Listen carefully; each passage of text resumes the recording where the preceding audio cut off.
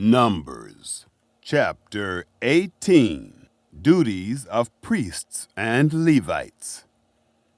Yahweh said to Aaron, You and your sons, and your father's house with you, shall bear the iniquity of the sanctuary, and you and your sons with you shall bear the iniquity of your priesthood.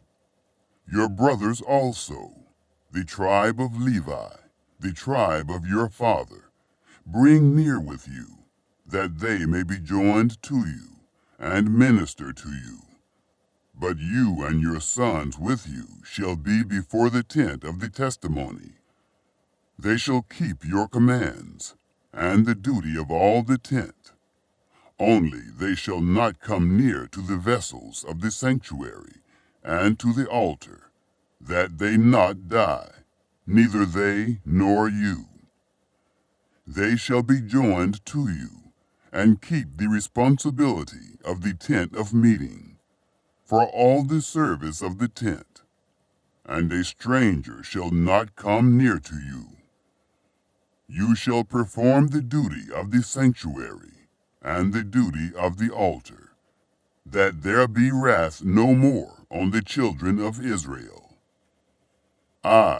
Behold, I have taken your brothers the Levites from among the children of Israel. To you they are a gift, given to Yahweh, to do the service of the tent of meeting. You and your sons with you shall keep your priesthood for everything of the altar, and for that within the veil, and you shall serve.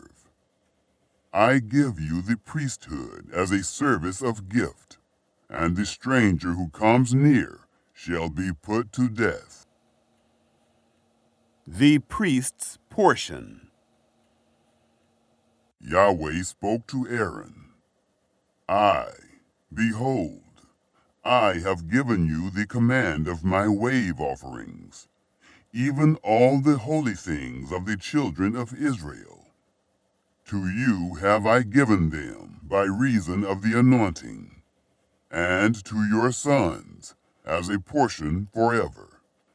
This shall be yours of the most holy things, reserved from the fire.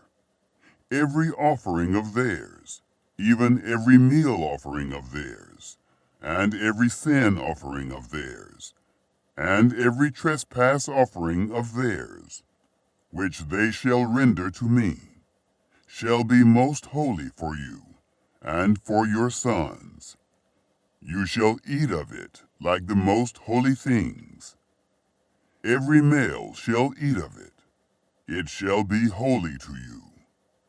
This is yours too, the wave offering of their gift, even all the wave offerings of the children of Israel.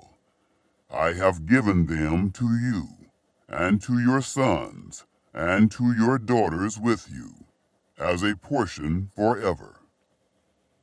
Everyone who is clean in your house shall eat of it. All the best of the oil, and all the best of the vintage, and of the grain, the first fruits of them which they give to Yahweh, to you have I given them. The first ripe fruits of all that is in their land, which they bring to Yahweh, shall be yours.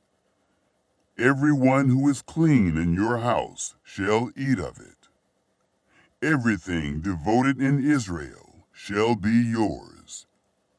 Everything that opens the womb, of all flesh which they offer to Yahweh, both of man and animal, shall be yours.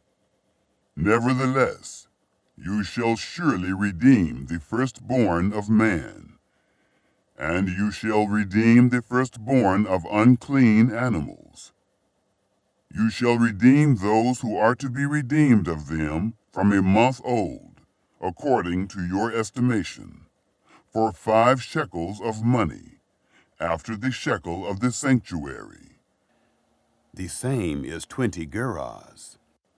But you shall not redeem the firstborn of a cow, or the firstborn of a sheep, or the firstborn of a goat.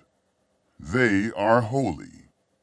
You shall sprinkle their blood on the altar, and shall burn their fat for an offering made by fire, for a pleasant aroma to Yahweh. Their flesh shall be yours, as the wave offering breast, and as the right thigh, it shall be yours. All the wave offerings of the holy things, which the children of Israel offer to Yahweh, have I given you, and your sons and your daughters with you, as a portion forever. It is a covenant of salt forever before Yahweh to you, and to your seed with you. Yahweh said to Aaron, You shall have no inheritance in their land, neither shall you have any portion among them. I am your portion and your inheritance among the children of Israel. the Levites' portion. To the children of Levi, behold, I have given all the tithe in Israel for an inheritance, in return for their service which they serve, even the service of the tent of meeting. Henceforth the children of Israel shall not come near the tent of meeting, lest they bear sin and die. But the Levites shall do the service of the tent of meeting, and they shall bear their iniquity. It shall be a statute forever, throughout your generations, and among the children of Israel they shall have no inheritance. For the tithe of the children of Israel, which they offer as a wave offering to Yahweh, I have given to the Levites for an inheritance. Therefore I have said to them, among the children of Israel they shall have no inheritance. The heave offering. Yahweh spoke to Moses, saying, Moreover, you shall speak to the Levites, and tell them, when you take of the children of Israel the tithe which I have given you from them for your inheritance, then you shall offer up a wave offering of it for Yahweh, a tithe of the tithe. Your wave offering shall be reckoned to you, as though it were the grain of the threshing floor, and as the fullness of the winepress. Thus you also shall offer a wave offering to Yahweh of all your tithes, which you receive of the children of Israel. And of it you shall give Yahweh's wave offering to Aaron the priest. Out of all your gifts you shall offer every wave offering of Yahweh, of all its best, even the holy part of it out of it. Therefore you shall tell them, when you heave its best from it, then it shall be reckoned to the Levites as the increase of the threshing floor, and as the increase of the winepress. You shall eat it in every place, you and your households, for it is your reward in return for your service in the tent of meeting. You shall bear no sin by reason of it, when you have heaved from it its best, and you shall not profane the holy things of the children of Israel, that you not die. Chapter 19. Ashes of the red heifer. Yahweh spoke to Moses and to Aaron, saying, This is the statute of the law which Yahweh has commanded. Speak to the children of Israel, that they bring you a red heifer without spot, in which is no blemish, and on which never came yoke. You shall give her to Eleazar the priest, and he shall bring her forth outside of the camp, and one shall kill her before his face. And Eleazar the priest shall take of her blood with his finger, and sprinkle her blood toward the front of the tent of meeting 7 times. One shall burn the heifer in his sight, her skin and her flesh, and her blood, with her dung, shall he burn. And the priest shall take cedar wood, and hyssop, and scarlet, and cast it into the midst of the burning of the heifer. Then the priest shall wash his clothes, and he shall bathe his flesh in water. And afterward he shall come into the camp, and the priest shall be unclean until the evening. He who burns her shall wash his clothes in water, and bathe his flesh in water, and shall be unclean until the evening. A man who is clean shall gather up the ashes of the heifer, and lay them up outside of the camp in a clean place, and it shall be kept for the congregation of the children of Israel, for a water for impurity. It is a sin offering. He who gathers the ashes of the heifer shall wash his clothes, and be unclean until the evening. And it shall be to the children of Israel, and to the stranger who lives as a foreigner among them, for a statute forever. Purification of the unclean. He who touches the dead body of any man shall be unclean 7 days. The same shall purify himself with water on the 3rd day, and on the 7th day he shall be clean. But if he doesn't purify himself the 3rd day, then the 7th day he shall not be clean. Whoever touches a dead person, the body of a man who has died, and doesn't purify himself, defiles the tabernacle of Yahweh, and that soul shall be cut off from Israel, because the water for impurity was not sprinkled on him. He shall be unclean. His uncleanness is yet on him. This is the law when a man dies in a tent. Everyone who comes into the tent, and everyone who is in the tent, shall be unclean 7 days. Every open vessel, which has no covering bound on it, is unclean. Whoever in the open field touches one who is slain with a sword, or a dead body, or a bone of a man, or a grave, shall be unclean 7 days. For the unclean they shall take of the ashes of the burning of the sin offering, and running water shall be put thereto in a vessel. And a clean person shall take hyssop, and dip it in the water, and sprinkle it on the tent, and on all the vessels, and on the persons who were there, and on him who touched the bone, or the slain, or the dead, or the grave. And the clean person shall sprinkle on the unclean on the 3rd day, and on the 7th day. And on the 7th day he shall purify him. And he shall wash his clothes, and bathe himself in water, and shall be clean at evening. But the man who shall be unclean, and shall not purify himself, that soul shall be cut off from the midst of the assembly, because he has defiled the sanctuary of Yahweh. The water for impurity has not been sprinkled on him. He is unclean. It shall be a perpetual statute to them.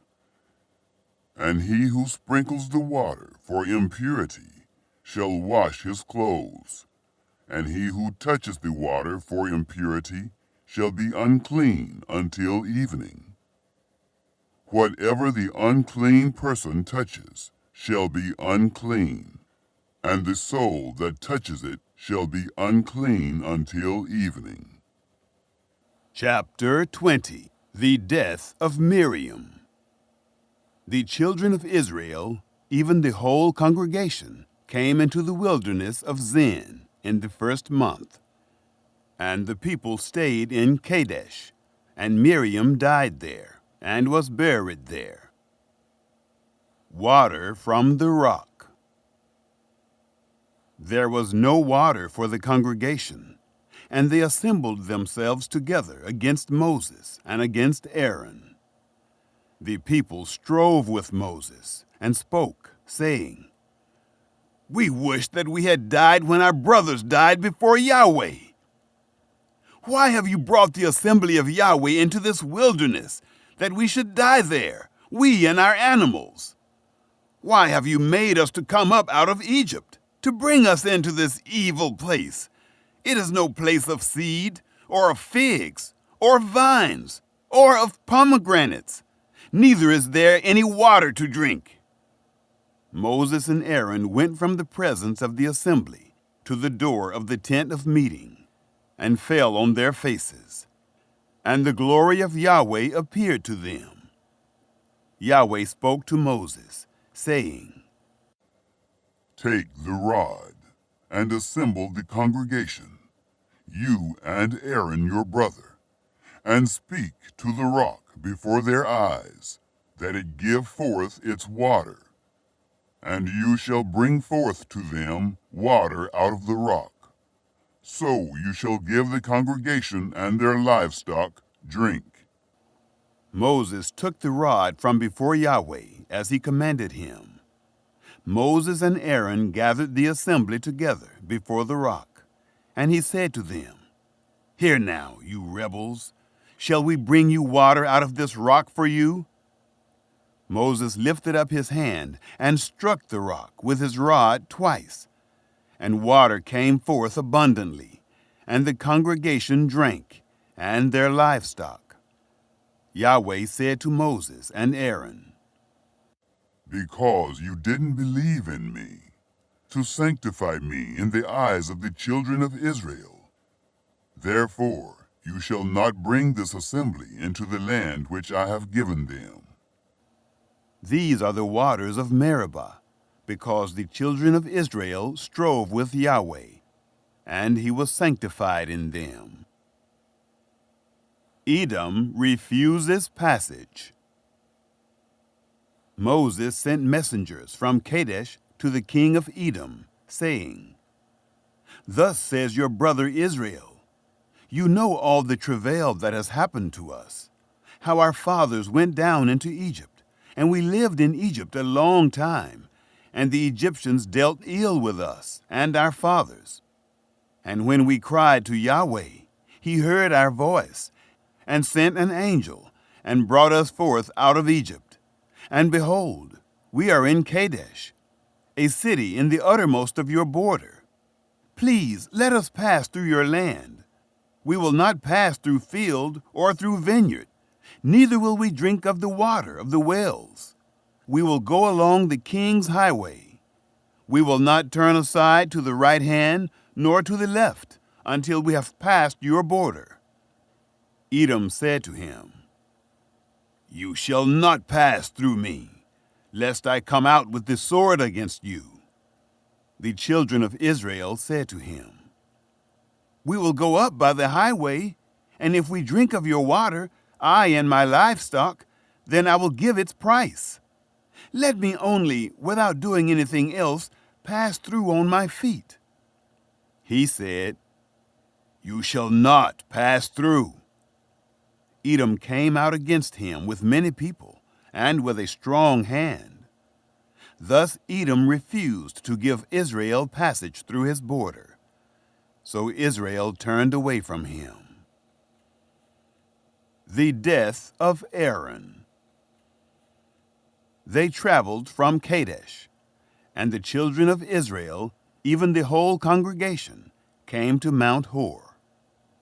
Yahweh spoke to Moses and Aaron in Mount Hor, by the border of the land of Edom, saying, Aaron shall be gathered to his people, for he shall not enter into the land which I have given to the children of Israel, because you rebelled against my word at the waters of Meribah. Take Aaron and Eleazar his son, and bring them up to Mount Hor, and strip Aaron of his garments, and put them on Eleazar his son. And Aaron shall be gathered to his people, and shall die there. Moses did as Yahweh commanded, and they went up into Mount Hor in the sight of all the congregation. Moses stripped Aaron of his garments, and put them on Eleazar his son, and Aaron died there on the top of the mountain. And Moses and Eleazar came down from the mountain.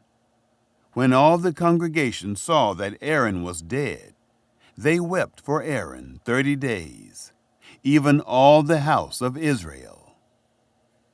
Chapter 21. Victory over the Canaanites. The Canaanite, the king of Arad, who lived in the south, heard tell that Israel came by the way of Atharim, and he fought against Israel, and took some of them captive. Israel vowed a vow to Yahweh, and said, "If you will indeed deliver this people into my hand, then I will utterly destroy their cities." Yahweh listened to the voice of Israel, and delivered up the Canaanites, and they utterly destroyed them and their cities. And the name of the place was called Hormah. The Bronze Serpent. They traveled from Mount Hor by the way to the Red Sea, to compass the land of Edom, and the soul of the people was much discouraged because of the way. The people spoke against God and against Moses. "Why have you brought us up out of Egypt to die in the wilderness? For there is no bread, and there is no water, and our soul loathes this light bread." Yahweh sent fiery serpents among the people, and they bit the people, and many people of Israel died. The people came to Moses and said, "We have sinned, because we have spoken against Yahweh and against you. Pray to Yahweh that he take away the serpents from us." Moses prayed for the people. Yahweh said to Moses, Make a fiery serpent, and set it on a standard, and it shall happen that everyone who is bitten, when he sees it, shall live. Moses made a serpent of brass and set it on the standard. And it happened that if a serpent had bitten any man, when he looked to the serpent of brass, he lived. The journey to Moab. The children of Israel traveled and encamped in Oboth. They traveled from Oboth and encamped at Liabiram, in the wilderness, which is before Moab, toward the sunrise. From there they traveled and encamped in the valley of Zered. From there they traveled and encamped on the other side of the Arnon, which is in the wilderness, that comes out of the border of the Amorites. For the Arnon is the border of Moab, between Moab and the Amorites. Therefore, it is said in the book of the wars of Yahweh, Wahib in Suphah, the valleys of the Arnon, the slope of the valleys that incline toward the dwelling of Er, leans on the border of Moab. From there they traveled to Bair. That is the well of which Yahweh said to Moses, "Gather the people together, and I will give them water." Then sang Israel this song, "Spring up, well, sing to it, the well which the princes dug, which the nobles of the people dug, with the scepter and with their poles." From the wilderness they traveled to Mattanah, and from Mattanah to Nahaliel, and from Nahaliel to Bamoth, and from Bamoth to the valley that is in the field of Moab, to the top of Pisgah, which looks down on the desert. The Defeat of Sihon. Israel sent messengers to Sihon, king of the Amorites, saying, "Let me pass through your land. We will not turn aside into field or into vineyard. We will not drink of the water of the wells. We will go by the king's highway until we have passed your border." Sihon would not allow Israel to pass through his border. But Sihon gathered all his people together and went out against Israel into the wilderness, and came to Jahaz, and he fought against Israel. Israel struck him with the edge of the sword, and possessed his land from the Arnon to the Jabbok, even to the children of Ammon, for the border of the children of Ammon was strong. Israel took all these cities, and Israel lived in all the cities of the Amorites, in Heshbon, and in all its towns. For Heshbon was the city of Sihon, the king of the Amorites, who had fought against the former king of Moab, and taken all his land out of his hand, even to the Arnon. Therefore, those who speak in Proverbs say, "Come to Heshbon, let the city of Sihon be built and established. For a fire has gone out of Heshbon, a flame from the city of Sihon. It has devoured Er of Moab, the lords of the high places of the Arnon. Woe to you, Moab! You are undone, people of Chemosh. He has given his sons as fugitives, and his daughters into captivity, to Sihon, king of the Amorites. We have shot at them. Heshbon has perished, even to Dibon. We have laid waste, even to Nophah, which reaches to Medeba." The Defeat of Og. Thus Israel lived in the land of the Amorites. Moses sent to spy out Jazer, and they took its towns, and drove out the Amorites who were there. They turned and went up by the way of Bashan, and Og, the king of Bashan, went out against them, he and all his people, to battle at Edrei. Yahweh said to Moses, "Don't fear him, for I have delivered him into your hand, and all his people, and his land, and you shall do to him as you did to Sihon, king of the Amorites, who lived at Heshbon." So they struck him, and his sons, and all his people, until there was none left him remaining, and they possessed his land. Chapter 22. Balak summons Balaam. The children of Israel traveled, and encamped in the plains of Moab, beyond the Jordan at Jericho. Balak, the son of Zippor, saw all that Israel had done to the Amorites. Moab was very afraid of the people, because they were many, and Moab was distressed because of the children of Israel. Moab said to the elders of Midian, "Now this multitude will lick up all that is around us, as the ox licks up the grass of the field." Balak, the son of Zippor, was king of Moab at that time. He sent messengers to Balaam, the son of Beor, to Pethor, which is by the river, to the land of the children of his people, to call him, saying, "Behold, there is a people who came out from Egypt. Behold, they cover the surface of the earth, and they are staying opposite me. Please, come now, therefore, curse me this people, for they are too mighty for me. Perhaps I shall prevail, that we may strike them, and that I may drive them out of the land. For I know that he whom you bless is blessed, and he whom you curse is cursed." The elders of Moab and the elders of Midian departed, with the reward of divination in their hand. And they came to Balaam, and spoke to him the words of Balak. He said to them, "Lodge here this night, and I will bring you word again, as Yahweh shall speak to me." The princes of Moab stayed with Balaam. God came to Balaam and said, "Who are these men with you?" Balaam said to God, "Balak, the son of Zippor, king of Moab, has sent to me, saying, 'Behold, the people that is come out of Egypt, it covers the surface of the earth. Now come, curse me them. Perhaps I shall be able to fight against them, and shall drive them out.'" God said to Balaam, "You shall not go with them. You shall not curse the people, for they are blessed." Balaam rose up in the morning and said to the princes of Balak, "Go to your land, for Yahweh refuses to permit me to go with you."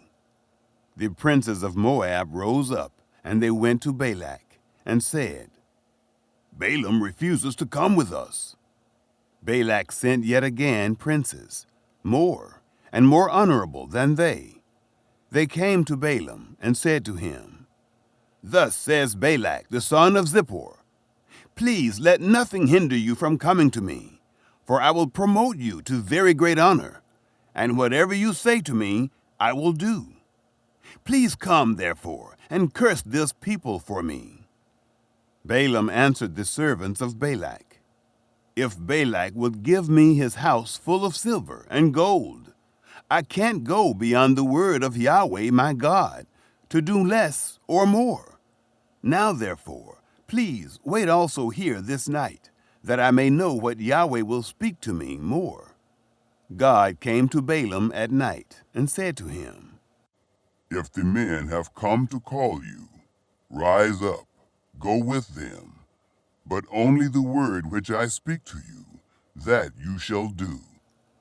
Balaam rose up in the morning and saddled his donkey and went with the princes of Moab.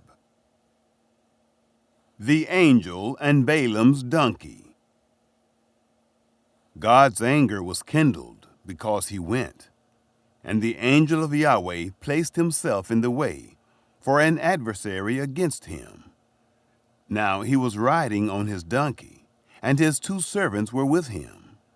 The donkey saw the angel of Yahweh standing in the way, with his sword drawn in his hand, and the donkey turned aside out of the way and went into the field.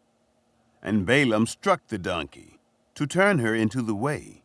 Then the angel of Yahweh stood in a narrow path between the vineyards, a wall being on this side and a wall on that side. The donkey saw the angel of Yahweh, and she thrust herself to the wall, and crushed Balaam's foot against the wall, and he struck her again. The angel of Yahweh went further, and stood in a narrow place, where there was no way to turn either to the right hand or to the left. The donkey saw the angel of Yahweh, and she lay down under Balaam. And Balaam's anger was kindled, and he struck the donkey with his staff. Yahweh opened the mouth of the donkey, and she said to Balaam, "What have I done to you, that you have struck me these 3 times?" Balaam said to the donkey, "Because you have mocked me. I wish there were a sword in my hand, for now I would have killed you." The donkey said to Balaam, "Am I not your donkey, on which you have ridden all your life long to this day? Was I ever in the habit of doing so to you?" He said, "No." Then Yahweh opened the eyes of Balaam, and he saw the angel of Yahweh standing in the way, with his sword drawn in his hand, and he bowed his head and fell on his face. The angel of Yahweh said to him, "Why have you struck your donkey these 3 times? Behold, I have come forth as an adversary, because your way is perverse before me. And the donkey saw me, and turned aside before me these 3 times. Unless she had turned aside from me, surely now I would have killed you, and saved her alive." Balaam said to the angel of Yahweh, "I have sinned, for I didn't know that you stood in the way against me. Now, therefore, if it displeases you, I will go back again." The angel of Yahweh said to Balaam, go with the men, but only the word that I shall speak to you, that you shall speak. So Balaam went with the princes of Balak. When Balak heard that Balaam had come, he went out to meet him to the city of Moab, which is on the border of the Arnon, which is in the utmost part of the border. Balak said to Balaam, "Didn't I earnestly send to you to call you? Why didn't you come to me? Am I not able indeed to promote you to honor?" Balaam said to Balak, "Behold, I have come to you. Have I now any power at all to speak anything? The word that God puts in my mouth, that shall I speak." Balaam went with Balak, and they came to Kiriath-Huzoth. Balak sacrificed cattle and sheep, and sent to Balaam, and to the princes who were with him. It happened in the morning that Balak took Balaam, and brought him up into the high places of Baal, and he saw from there the utmost part of the people. Chapter 23. Balaam's first oracle. Balaam said to Balak, "Build me here 7 altars, and prepare me here 7 bulls and 7 rams." Balak did as Balaam had spoken, and Balak and Balaam offered on every altar a bull and a ram. Balaam said to Balak, "Stand by your burnt offering, and I will go. Perhaps Yahweh will come to meet me, and whatever he shows me, I will tell you." He went to a bare height. God met Balaam, and he said to him, "I have prepared the 7 altars, and I have offered up a bull and a ram on every altar." Yahweh put a word in Balaam's mouth, and said, "Return to Balak, and thus you shall speak." He returned to him, and behold, he was standing by his burnt offering, he and all the princes of Moab. He took up his parable, and said, "From Aram has Balak brought me, the king of Moab, from the mountains of the east. Come, curse Jacob for me. Come, defy Israel. How shall I curse whom God has not cursed? How shall I defy whom Yahweh has not defied? For from the top of the rocks I see him, from the hills I see him. Behold, it is a people that dwells alone, and shall not be reckoned among the nations. Who can count the dust of Jacob, or number the 4th part of Israel? Let me die the death of the righteous. Let my last end be like his." Balak said to Balaam, "What have you done to me? I took you to curse my enemies, and behold, you have blessed them altogether." He answered and said, "Must I not take heed to speak that which Yahweh puts in my mouth?" Balaam's second oracle. Balak said to him, "Please, come with me to another place, where you may see them. You shall see but the utmost part of them, and shall not see them all, and curse me them from there." He took him into the field of Zophim, to the top of Pisgah, and built 7 altars, and offered up a bull and a ram on every altar. He said to Balak, "Stand here by your burnt offering, while I meet Yahweh yonder."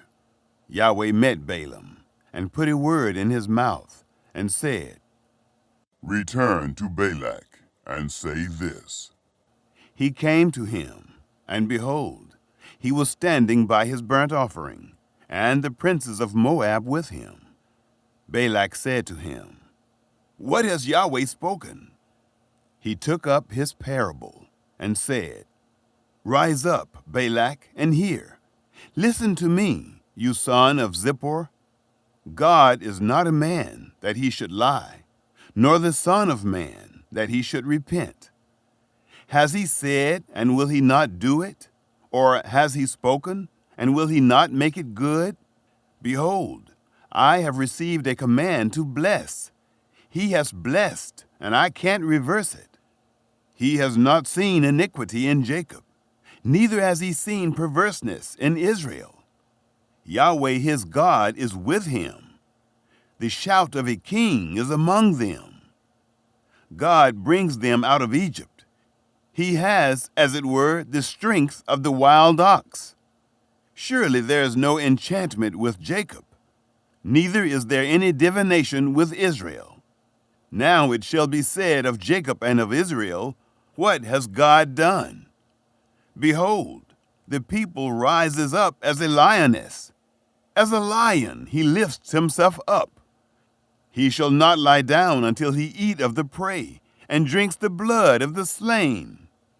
Balak said to Balaam, neither curse them at all, nor bless them at all.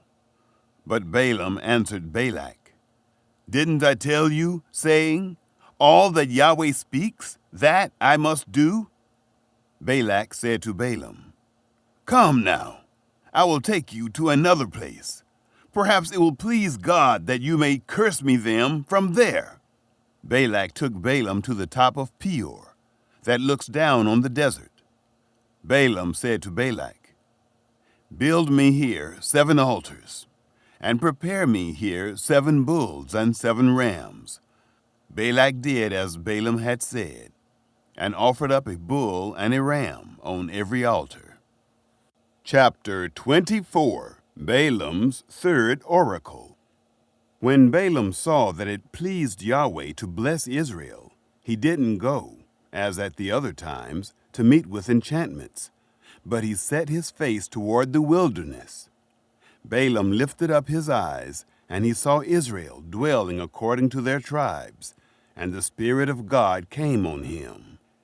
He took up his parable and said, Balaam, the son of Beor, says, the man whose eye was closed, he says, who hears the words of God, who sees the vision of the Almighty, falling down and having his eyes open.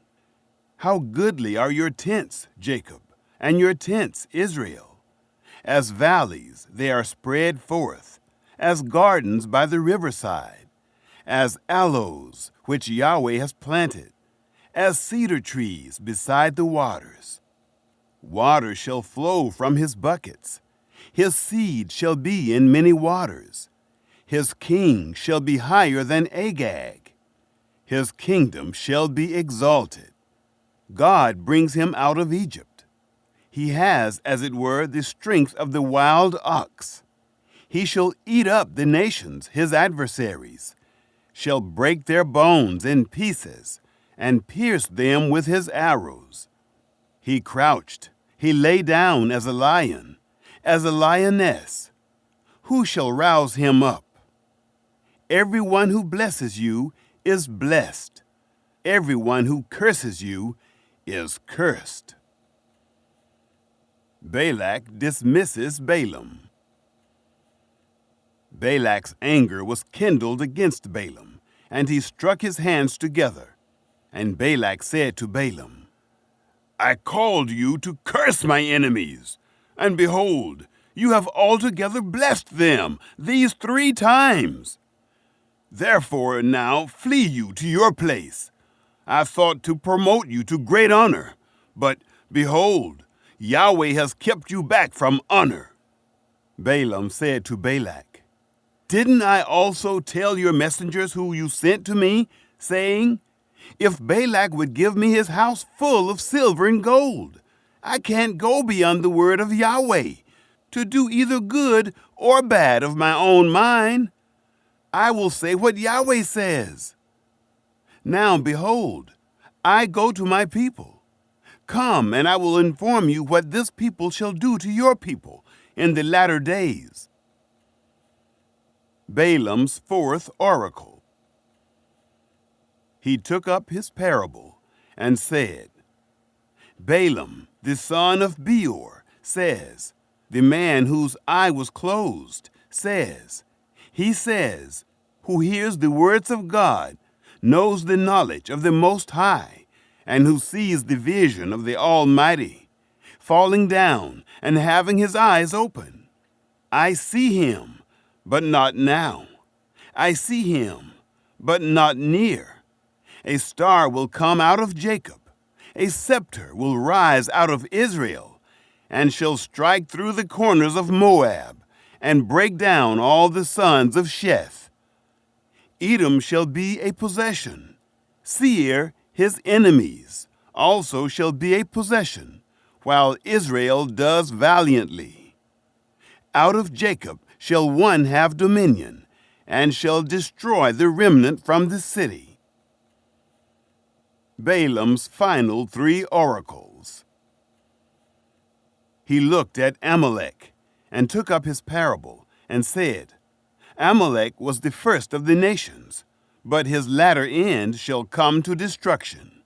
He looked at the Kenite, and took up his parable, and said, Your dwelling place is strong, your nest is set in the rock. Nevertheless, Cain shall be wasted, until Asher carries you away captive. He took up his parable, and said, Alas, who shall live when God does this?